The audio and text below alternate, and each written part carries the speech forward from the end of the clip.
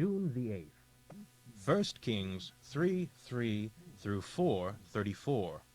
Solomon loved the Lord and followed all of his father David's instructions, except that he continued to sacrifice in the hills and to offer incense there. The most famous of the hilltop altars was at Gibeon, and now the king went there and sacrificed 1,000 burnt offerings.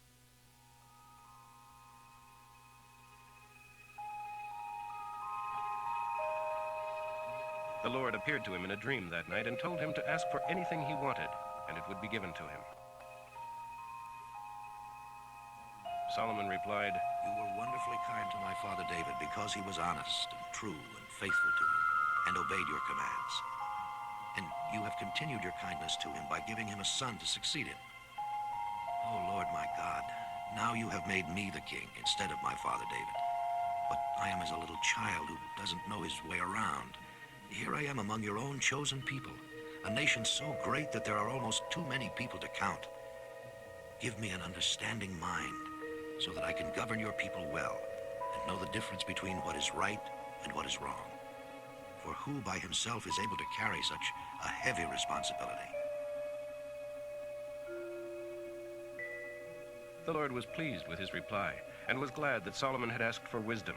So he replied, "Because you have asked for wisdom in governing my people and haven't asked for a long life or riches for yourself or the defeat of your enemies, yes, I'll give you what you asked for.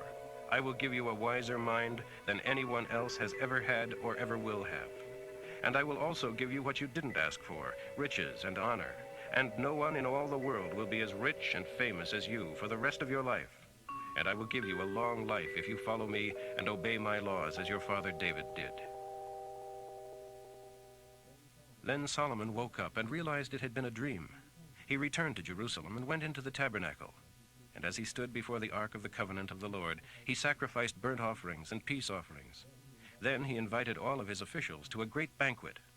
Soon afterwards, 2 young prostitutes came to the king to have an argument settled. "Sir, we live in the same house, just the 2 of us, and recently I had a baby. When it was 3 days old, this woman's baby was born too. But her baby died during the night when she rolled over on it in her sleep and smothered it. Then she got up in the night and took my son from beside me while I was asleep, and laid her dead child in my arms, and took mine to sleep beside her. And in the morning, when I tried to feed my baby, it was dead. But when it became light outside, I saw that it wasn't my son at all." It certainly was her son, and the living child is mine. "No, the dead one is yours, and the living one is mine." And so they argued back and forth before the king. Then the king said, "Let's get the facts straight.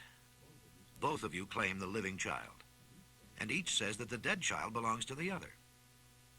All right, bring me a sword." So a sword was brought to the king. Then he said, "Divide the living child in 2 and give half to each of these women." Then the woman who really was the mother of the child and who loved him very much cried out, "Oh, no, sir. Give her the child. Don't kill him."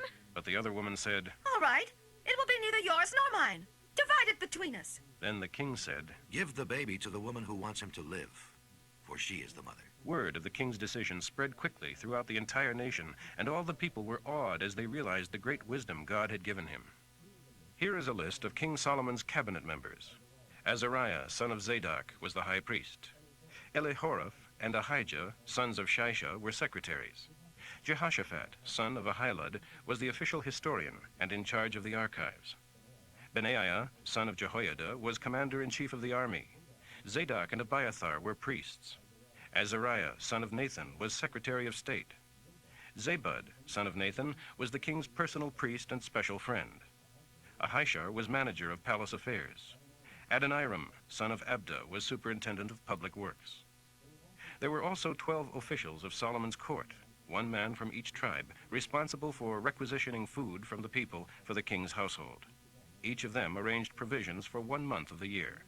The names of these 12 officers were Ben-Hur, whose area for this taxation was the hill country of Ephraim; Ben-Deker, whose area was Makaz, Sha'albim, Beth-Shemesh, and Elon Beth-Hanan; Ben-Heset, whose area was Arabath, including Soka and all the land of Hepher; Ben-Abinadab, who married Solomon's daughter, the princess Taphath, whose area was the highlands of Dor; Baana, son of Elihud, whose area was Taanach and Megiddo, all of Beth-Shean near Zarathon below Jezreel, and all the territory from Beth-Shean to Abel-Meloha and over to Jokmeam.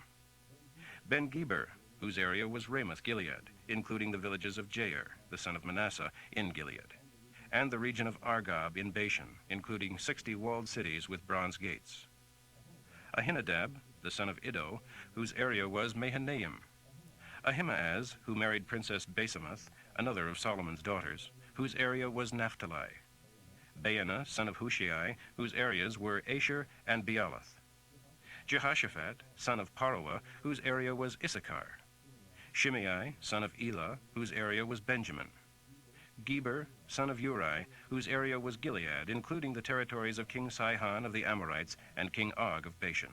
A general manager supervised these officials and their work. Israel and Judah were a wealthy, populous, contented nation at this time. King Solomon ruled the whole area from the Euphrates River to the land of the Philistines and down to the borders of Egypt. The conquered peoples of those lands sent taxes to Solomon and continued to serve him throughout his lifetime. The daily food requirements for the palace were 195 bushels of fine flour, 390 bushels of meal, 10 oxen from the fattening pens, 20 pasture-fed cattle, 100 sheep, and from time to time deer, gazelles, roebucks, and plump fowl. His dominion extended over all the kingdoms west of the Euphrates River, from Tiphsah to Gaza, and there was peace throughout the land. Throughout the lifetime of Solomon, all of Judah and Israel lived in peace and safety, and each family had its own home and garden.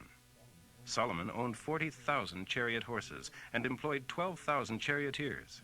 Each month, the tax officials provided food for King Solomon and his court, also the barley and straw for the royal horses in the stables. God gave Solomon great wisdom and understanding, and a mind with broad interests. In fact, his wisdom excelled that of any of the wise men of the East, including those in Egypt. He was wiser than Ethan the Ezrahite, and Heman, Calcol, and Darda, the sons of Mahol, and he was famous among all the surrounding nations. He was the author of 3,000 proverbs, and wrote 1,005 songs.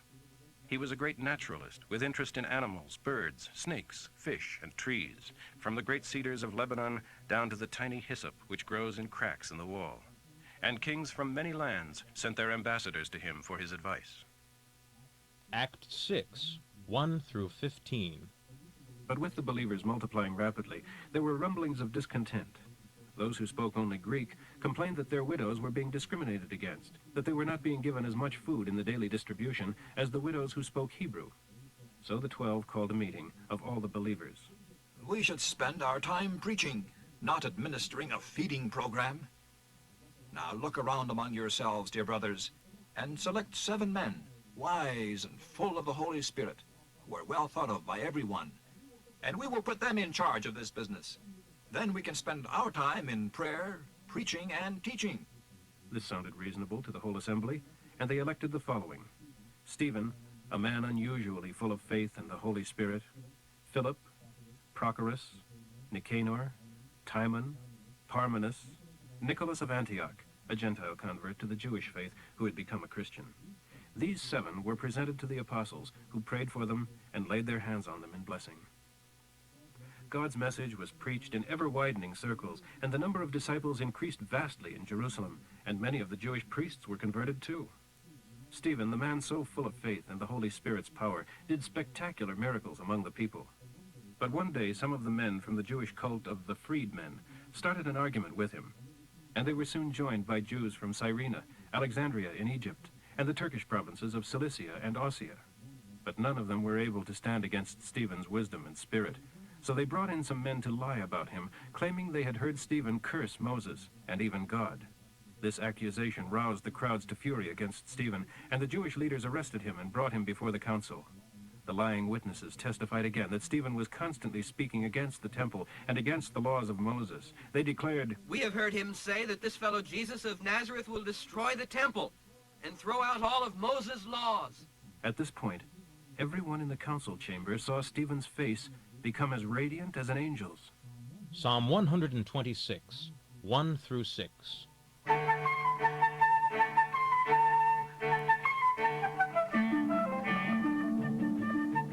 When Jehovah brought back his exiles to Jerusalem, it was like a dream.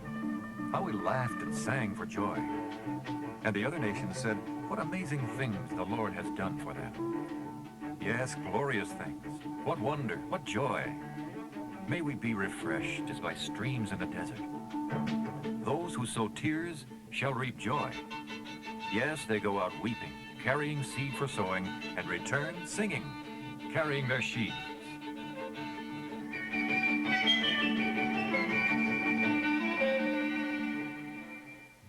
Proverbs for today, 16:26 through 27.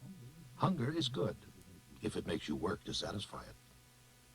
Idle hands are the devil's workshop. Idle lips are his mouthpiece.